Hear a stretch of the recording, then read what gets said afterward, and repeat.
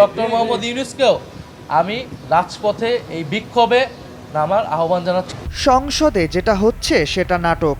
সংসদকে অকার্যকর করে দিচ্ছে সরকারি দল। এখনও সংবিধান সংস্কার পরিষদ গঠিত না হওয়ায় ক্ষমতাসীন দলকে দুষলেন নাহিদ ইসলাম। বললেন, অন্তর্বর্তী সরকারের আমলে হওয়া গুরুত্বপূর্ণ অধ্যাদেশ যা এখন বাতিল হচ্ছে তার দায়ভার নিতে হবে অন্তর্বর্তী সরকারকেই। তারা ইলেকশন ইঞ্জিনিয়ারিং করে বিএনপিকে ক্ষমতায় এনে এখন ক্যারিয়ার নিয়ে ব্যস্ত হয়েছেন।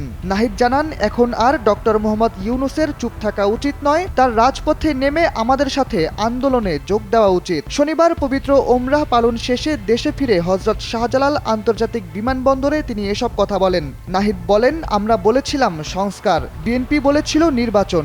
2/3 ভোট পেয়েও তারা কিছুকেই তোয়াক্কা করছে না। গুম প্রতিরোধ, জাতীয় মানবাধিকার অধ্যাদেশ, সচিবালয় অধ্যাদেশ তারা বাতিল করেছে। 5+ স্টার রেটিং প্রাপ্ত দেশের সর্বোচ্চ বিদ্যুৎ সাশ্রয়ী ওয়ালটন এসি স্মার্ট কমফোর্ট এখন নেক্সট লেভেলে। সাংবাদিকদের প্রশ্নের জবাবে তিনি আরো বলেন, ডক্টর ইউনূসের উচিত অবিলম্বে এই জনবিরোধী সিদ্ধান্তের বিরুদ্ধে কথা বলা এবং রাজপথে নেমে সাধারণ মানুষের পাশে দাঁড়ানো। এদিকে সংশ্লিষ্ট রাজনৈতিক সূত্রগুলো জানিয়েছে, সরকারি সিদ্ধান্তের বিরুদ্ধে বিরোধী জোটগুলো এখন নতুন করে আন্দোলনের ছক কষছে। সেখানেই অন্তর্বর্তী সরকারকে আবারও ভূমিকা পালনের আহ্বান জানালেন নাগরিক পার্টির আহ্বায়ক ও বিরোধী দলীয় চিফ হুইপ নাহিদ ইসলাম।